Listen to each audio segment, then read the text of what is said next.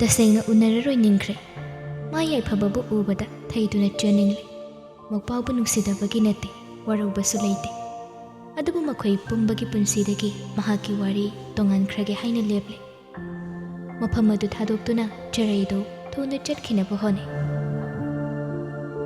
करिनो दे चरैदो मफम अदुदगी चेनखी कैदौरबनु खल्लदुना तोदारसमदे ग्यान इंगौ ngौना अते अते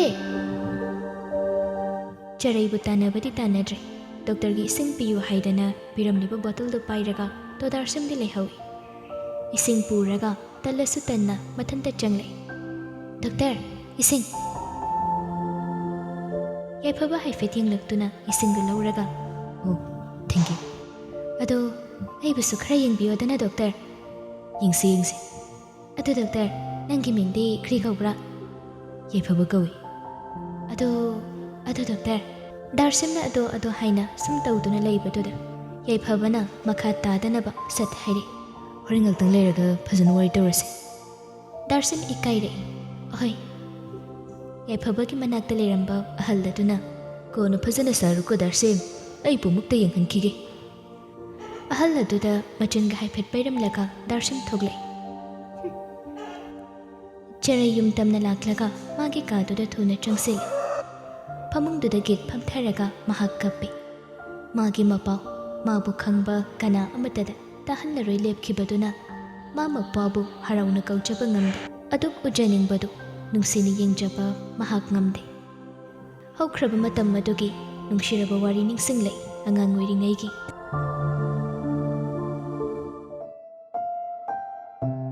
चरैना मपागी मकोक्ता नुंसिना नान्थै माना अहल कयाम सादना अदुगा याइफबा नंदे हयेंग मोय चाउरगा डॉक्टर ओयुको अदु ओइरदि अइ नारसु नंगना दुम लायेंबिनबा अदुदि अइ डॉक्टर ओइद्रिङैदा नंग हेक नारबा अइना कैदौगी यंग सेंबगी नंग डॉक्टर ओयुको याइफबा अदुदि अइना हयेंग मोय मीना अइंगोंदा खतनबा हौरसु अइ डॉक्टर याइफबगी मचेनि काइना हाइदोइनिको याइफबा सेंबगी डॉक्टर ओयुको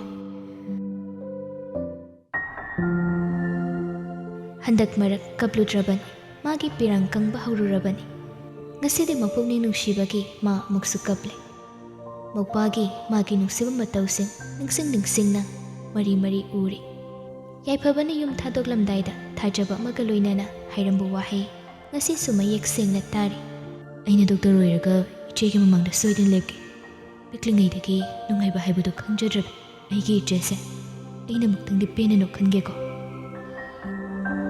चरै खंजल थोकना मचिंदा मौपागी मिंगसोली इचेगी याइफबा नंग इचेबु हरकनुको मपोक्सिमगिदी नखोय पुंबदगी लोतुना लेख्रगे नुसिरबा युपागी सतमना मिमांगदा लेरबस इचेगी नुसिबा हाइदुना हराउना कौजबदो सिदी इचेना ngamtre इचेना बुवारौदी याइफबा अदुबु मपोक्सिमगिदी इचेलिबा अमुक थेंगनबा हाइबदो मधु वैदनबा इचे नंगोंदगी लोतुना लेख्रगे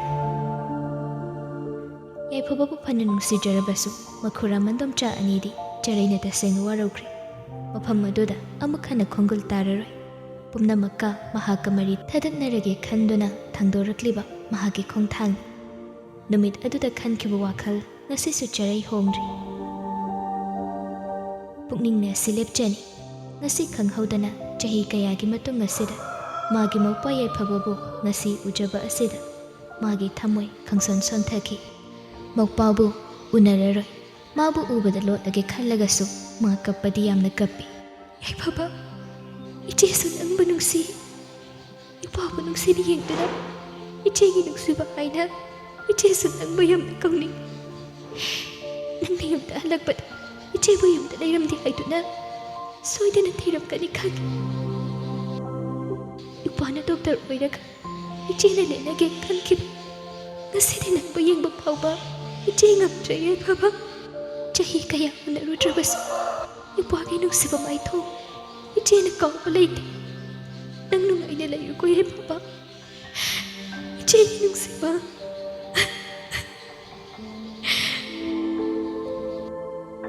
चरै हेखेक लाउखै कपथोरे मपु Ibungo सुलैतबना ngасidi mahak penkhै kapli luhonglamdai pukning asuk nungshiraba matang asida ngasidi amuk hena pukning dulaksinba ngamdri mahak tasengna pukning du nungshikre khonjel thokna mahak hik hik kappi karamna phathagani mathanta khangjade mahaki pukning adu asomdana medical camp tokphamadomdani mi khara khara taksilagli to darsim su ngasai khungi miya marak aduda leiri darsim leiba ubada masalphana hanglei atede nanga punna laktabra darsim lakpani patar matale haye adugi imda changkhrabani ihe aiti masu yinghaningbani ni yade sida changse haibasu mana yade yaifaba mana masalphabu hek ubada khangkhraba misak amago hek ningi nahanoi uki mana piklingi yaifabana angang oiringaida laksinbamakti ngamdri matamnu kuimankhre masalphagi saktam adu aduk chawna homle adubu masalpha magi sakpham adu uraga karino amadi magi pukningda suphauri yaifabadu phamlambadagi hagolaklaga masalphagi nakta laktuna hanglare pupu kenumda hangjageba kari hangera ibungo hanguni doctor pupu se hekubada nasuna ukraba misak amagum phawi kaigumba pupu gaigase thengnakibaga yaukibra pupuna khangbada masalpha yaifabagi masak adu munna yengi ipude nangbo amukta khangkide ipuga manaba oirambasu yayeda oh kanagumba pupuga manaba misak ama thengnakiba oirambasu adu pupu nasuaina pupuba hek ubada aigi pukningse haifam khangdaba madi phawi kanagumba mamanbagi phawba soidana oiganida asomdagi darshanna kaure oh patar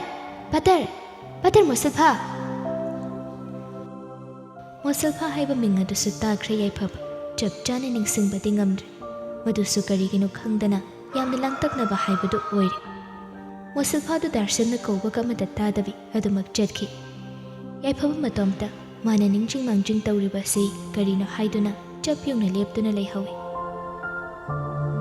yaifabagi matau aduda darshanna changsillaga doctor kaidobro mathanta ungbase yaifaba nokphet tawraga kashu tawded mi lakpa lepkhre haina thawai nungai tabro yaifaba adumak nokmi tawraga adai natteda yaifaba magi pukningdu langtakna manbana darshanna oina honsinduna hanghawi adu sister ai kanumda hangini yaye hanguna mayam kumbigini hujukta sida aiga wari saramba haldo ahal haibadi kana oigera sister na kauraga tadabi chatkhibu bubudo oh patar masalphani kre tawbro doctor khangum lakum sum taw oh urambasu yaye chamna nung phadago khibadi mandi nungtigi masing thingamdana mi kaya ama thengni kashu khande hospital da patient kaya ama thengni nongmuda sumaina tawde kaigino khangdre isu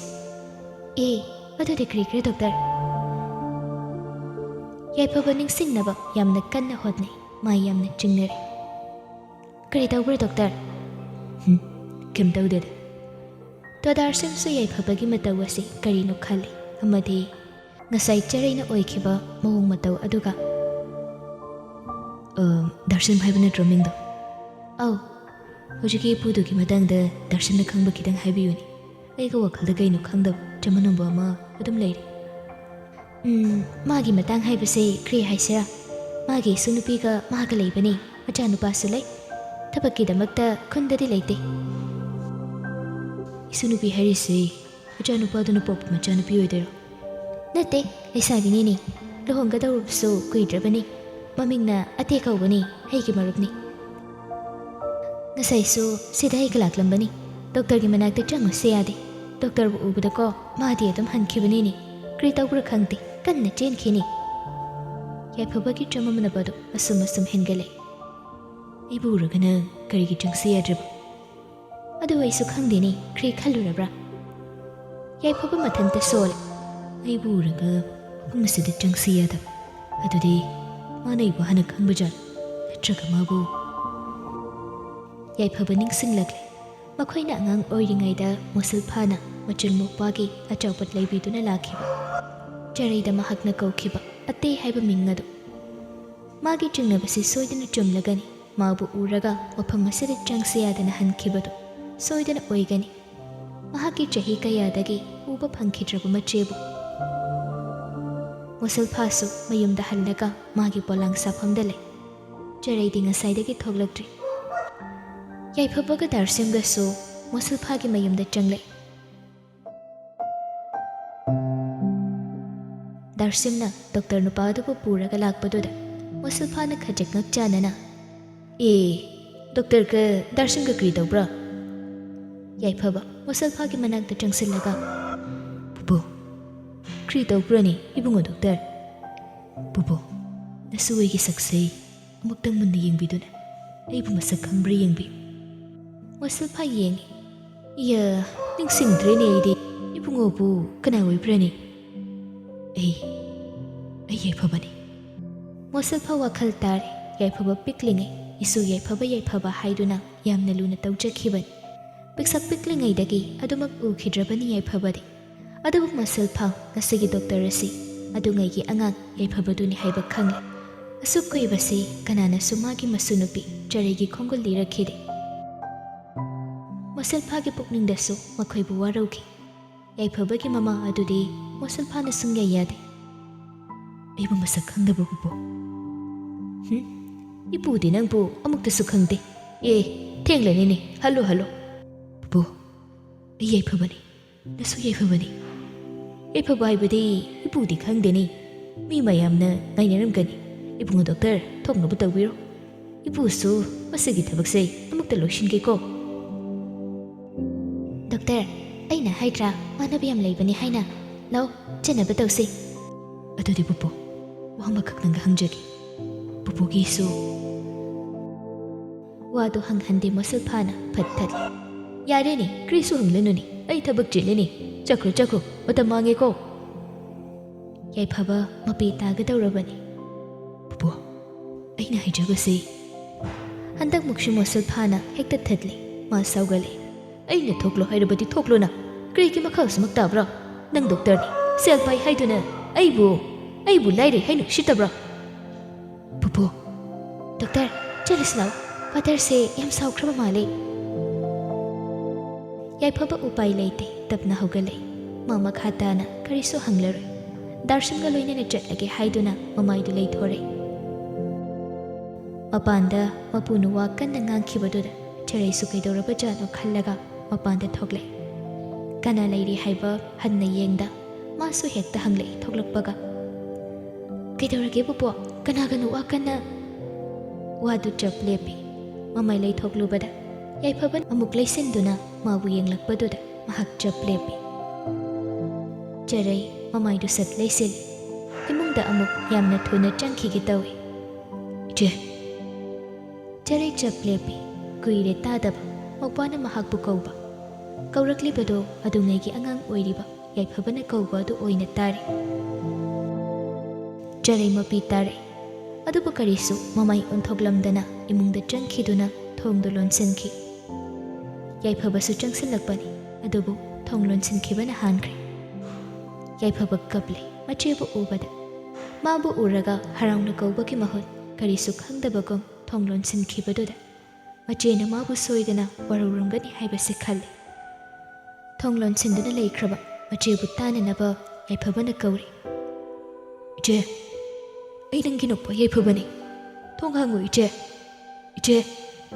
नंगैबु वरबुरबो इचे से थोंग सेमता हांगु मपानदगी मपाना हाइरक्लिबा वाहिसिंदु तारगा इमुंग अदुदा चरे मचिन मेनसिलगा हेक कप्पि इचे नंगैबु उरगा करिगी लोलेनो नंग नोपा पुनुंगसिद्रबो इचे नंगना पामचबा डॉक्टरदो अइ ngasiदी ओइरे doctor याइफबगी मचे हाइनिंगजबा करिगी मपानदा थोगलो इचे अइबु पेना येंगलुला अइबु पेना येंगलुला नंगना पामचबा मिसक्तो अइ ngasiदी ओइरे लाओ थोगलो इचे अइबु येंगुलाओ चरै हेना कप्पि अदुबु महक मपानदा थोके हाइबदि खंदे याइफबगी मतौदो येंगबा ngamde दारसिमसु चरैबु थोंग हांगदोकनबा हाइरे अते थोंग हांगुने से थोंग हांगु अते हंदक मुक्ति याइफबसु खरा वारुरब तौना Iche, nang tu yau na nagpapu